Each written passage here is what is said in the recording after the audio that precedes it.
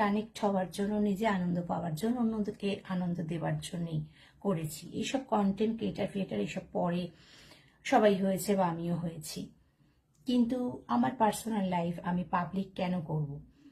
কিন্তু গানটা তো ভালোবেসে সবাইকে শোনানোর জন্য। তো আমি গানকে ভালোবাসি। আমি বিশ্বাস করি না খুব বেশি ঘষা মাজা, খুব রেয়াজ করে নিখুঁত গান করে। হ্যাঁ, আমি তো সেই রকম একটা বিশাল বড় কনসার্ট করতে এই মুহূর্তে যাচ্ছি না। ইনফ্যাক্ট যে টিভি প্রোগ্রাম বা যা কিছু করি সেগুলো আমি খুবই কম রিহার্সাল করি।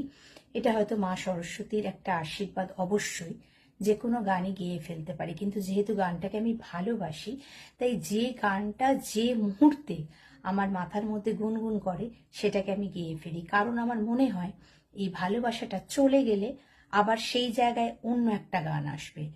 তো আমি সেটাকে রগড়ে ঘষে করতে করতে গানটার প্রতি যে ভেতরের একটা ভালোবাসা সেটা ম্লান হয়ে যাবে। সেটা হওয়ার আগেই আমি গানটাকে গেয়ে ফেলি। তো কাল থেকে আমার একটা খুব মানে বৃষ্টির ওপর রশিদ খানের একটা গান, যেটা অনেকে পরে অনেক রিক্রিয়েশন করেছে, গানটা খুব সুন্দর, সজনা। তো এই গানটা আমি কালকে কয়েকটা রিল করেছিলাম, আমার গান দিয়ে না, যারা যারা গেয়েছে তাদের আর কি গান দিয়ে।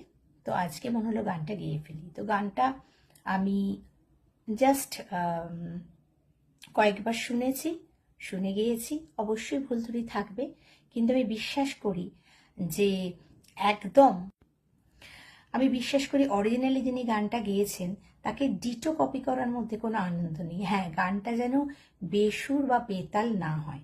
তো আমি আমার মতো গেয়েছি, ওই সুরটা শুনে শুনে দেখো।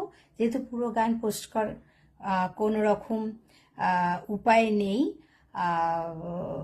কপিরাইট ক্লেমের জন্য, তাই যেটুকু আর কি আমাকে অ্যালাউ করবে ইউটিউব ফেসবুক সেটুকুই তোমাদের শোনাচ্ছি, শুনে দেখো। सजना बरसे है क्यों अखिया,